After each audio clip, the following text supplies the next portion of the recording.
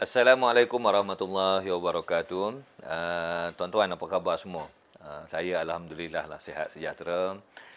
Masih lagi dapat bersama dengan tuan-tuan dan puan-puan pada pagi ini. Itu satu nikmat jugalah dapat bercakap pagi-pagi ni, terapi. Selepas 19 ni, masa, hari apa semua dah jadi tak mustahak sangat lah. Semalam saya terlupa. Ya Allah, apa ni hari Jumaat kan. Jadi bila orang memberikan ucapan, memberikan peringatan tu, oh ya Allah, hari ni hari Jumaat rupanya. Sekurang-kurangnya kalau dulu kita tunggu-tunggu nak pergi solat Jumaat ni. Kita tahu kita kena pergi solat Jumaat. Musim COVID-19 ni saya 2 hari yang paling penting lah untuk saya. Hari Selasa dengan hari Rabu. Kenapa saya kena bukan terpaksa lah, memang tugas saya masuk mengajar secara online dengan pelajar-pelajar saya. Hari Selasa pada pukul 12.30 hari Rabu pukul 5.30 petang. Ada satu hari tu, kita ni manusia ni memang dah ingat-ingat dah, tapi terlupa juga. 5.30 tu, pukul 5.45, student semua dah hantar WhatsApp dah. Prof, ada kelas hari ni? Ya Allah, minta maaf. Cepat. Apa ni, tunggu sekejap.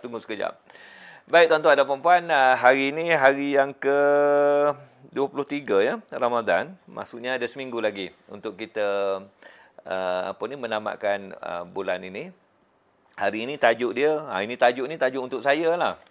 Saya tak tahulah orang lain. Tajuk dia ni memang saya tulis ni pun memang untuk saya. Sabar pada diri. Nanti saya ulas yang itu. Tetapi sebelum kita bincang tajuk ini, macam biasalah, ya, saya masuk awal ni kerana bagi peluang dulu orang settle. Sambil tu kita bercerita-cerita lah. Tuan-tuan, kita teruskan siri Tazkirah 5 minit berdasarkan buku Beri 2 minit. Hari ni 2-3 minit yang pertama ni saya nak cerita sedikit lah tuan-tuan. Dalam hidup kita ni, pernah tak tuan-tuan sebut perkataan nasib baik aku pergi sana. Ya Allah, mujur aku tak jadi balik. Kalau tidak, accident tu. Dua perkataan nasib baik dan mujur ini yang sebenarnya tidak melambangkan yang sepatutnya lah. Saya rasa sepatutnya tak ada perkataan nasib baik mujur ni. Kalau kita ganti perkataan tersebut dengan Alhamdulillah aku tak jadi pergi. Mungkin better lah. Sebab segala-galanya ditentukan oleh Allah Subhanahu Wa Taala. Kadang-kadang kita berdoa, kita apa semua, kemudian bila kita dapat apa yang kita doakan itu, tapi sebab masa dia lama sikit tu, kita terlupa nak sebut Alhamdulillah. Jadi apa yang berlaku? Allah mujur jadi lagu tu. Macam tu. Tuan-tuan dan puan-puan, Masya Allah, Subhanallah, yang ini saya nak cerita pengalaman saya semasa belajar di Dundee, Scotland. Duduk di hulu UK lah. Dundee ni, di Scotland ni, kalau nak kiranya di sebelah hujung lah. Kampung. Jadi, pada tahun tersebut, tahun yang kesusahan. Maksudnya, ekonomi Malaysia tak okey. Jadi, kita tak ada duit lah. Nilai duit kita pun jadi kecil. Dan nak pergi ke London, duduk di Scotland, nak pergi ke London ni pun jadi susah. Tetapi saya terpaksa pergi ke London kerana nak memperbarui pasport saya. Pasport dah nak habis, kena pergi juga. Jadi saya, Roza dengan anak 2 orang yang masih okey lah, dah boleh berjalan apa semua. Pergilah London, duduklah 1 hari 1 malam kat sana dan ambil kesempatan tersebut pergilah melawat Trafalgar Square lah, Madame Tussauds lah.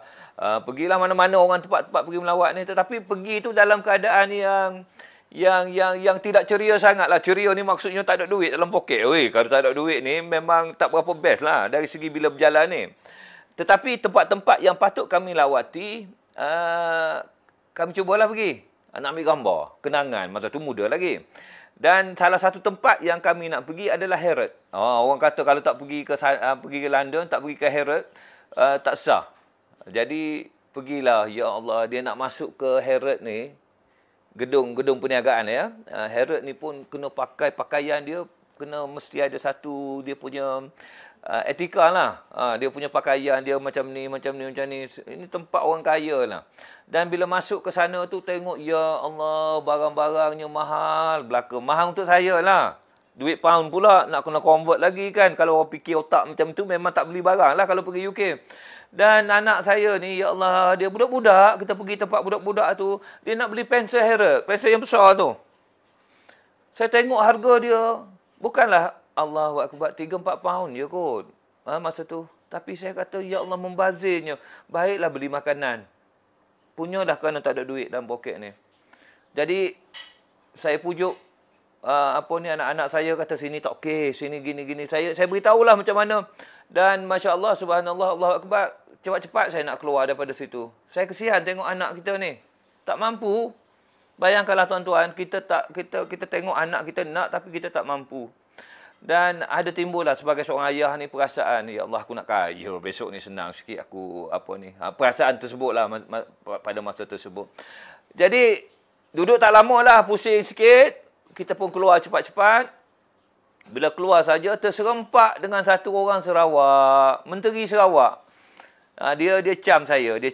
Masa sebelum tu saya duduk di Sarawak 3 tahun, duduk banyaklah buat kerja-kerja kebajikan, pergi sekolah-sekolah, pergi mana, bagi ceramah pada orang kampung dan sebagainya. Pada masa tersebutlah, masa duduk Sarawak dulu, dia tengok saya, dia tak ingatlah nama saya ingat nama dia.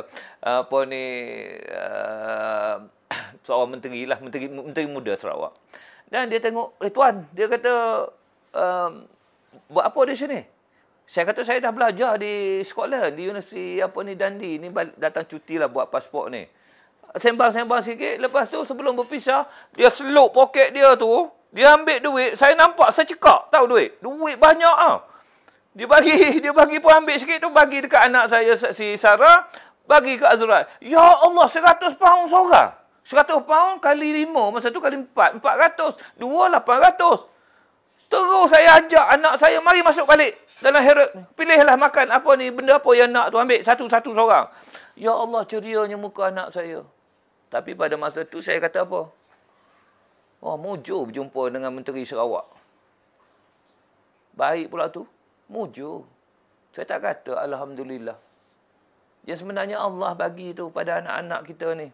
Nah, perasaan saya pada masa tersebut, Masya Allah, subhanallah, saya kata, ya Allah, saya sedih tengok anak saya tak dapat apa yang dia hendak lah. Dia budak lagi kan.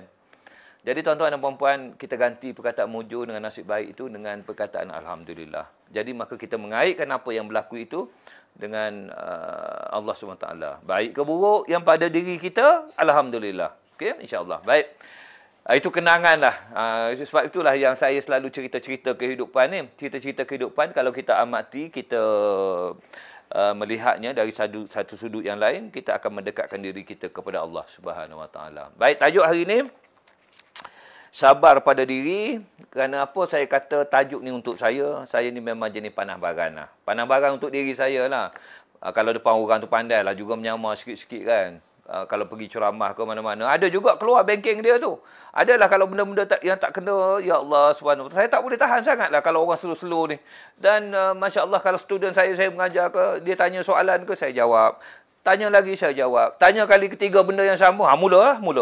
Inilah adik-beradik saya semua tahu dah tu. Dia punya abang dia, abah, sabar. Jadi kita pun makin tua ni, kita relax lah sikit. Dan dia kena belajar lah tu. Sabar ini dinyatakan dalam Quran dekat 100 kali. Tuan-tuan, kita ada perisian. Tulis perkataan sabar. Dekat 100 kali sabar ini. Maknanya sabar ini penting. Dan dalam surah Al-Furqan, ya, ayat 75. Tolong semak ya. Saya ni kadang-kadang salah juga. Kod ayat. Maksud ayat ini dia kata apa? Allah SWT kata, berfirman yang maksudnya, ya, mereka itu semuanya akan dibalas dengan mendapat tempat yang tinggi di syurga disebabkan kesabaran mereka, dan mereka pula akan menerima penghormatan serta ucapan selamat daripada malaikat di dalamnya. Masuk syurga orang sabar ni. Sabar ni yang kita tengok ni dari segi yang lebih besar lah. Contohnya kita dalam keadaan huru-hara, dalam COVID-19 ni contohnya, kita sabar. Dan kita sabar kita itu macam mana cara sabar kita? Kita lebih mendekatkan diri kepada Allah Subhanahu Wa Taala. Maksudnya kita tak boleh pergi ke masjid. Solat berjemaah di rumah. Ni Jumaat tak boleh pergi. Tak apa, kita semayang di rumah, tapi jangan pula engkau tak semayang. Jangan pula tak ada apa-apa keadaan sekalipun kita duk sebut, ya Allah, tak dapat pergi. Tapi semayang di akhir waktu. Dia tak boleh macam tu. Kita kena sabar dengan keadaan kita, tetapi tindak balas sabar kita ini mendekatkan diri kita kepada Allah Subhanahu Wa Taala. Dalam hidup kita ini, kita diuji dengan kesabaran ini. Hari-hari kita akan diuji. Contohnya, bawa kereta lah. Bawa kereta di jalan raya tu kan. Tengok orang beratur panjang kan. Kita tengok line sebelah kiri yang patut pergi kiri, kosong. Kita pun terus ambil kiri. Tak sabarlah tu. Salah tu. Zoom. Pergi. Sampai dekat dah masuk kanan balik. Jenis orang tak sabar. Orang yang tak sabar ini bukannya orang tak sekolah. Ramainya orang sekolah tinggi. Dia tak boleh nak apa ni. Tak boleh nak differentiate. Sabar ni, Allahu Akbar. Dan ada benda-benda yang melibatkan kesabaran ini, terutamanya sabar dengan isteri, sabar dengan suami. Ini lagilah torturenya. Sebab itu orang lelaki mana boleh jadi mengajar kereta dengan isteri. Dia tak sabar. Dia tak boleh ada perasaan lemah lembut dia tu bila bab-bab macam itu. Jadi tuan-tuan dan puan-puan,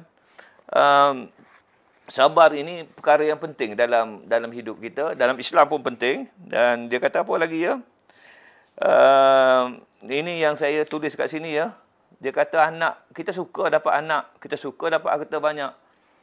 Tetapi anak dengan harta benda ni juga merupakan ujian kepada diri kita lah.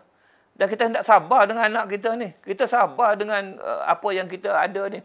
Sebab dalam surah Al-Anfal ayat 8 surah ayat 28 Allah kata apa? Dan ketahuilah bahawa harta benda kamu dan anak-anak kamu itu hanyalah menjadi ujian.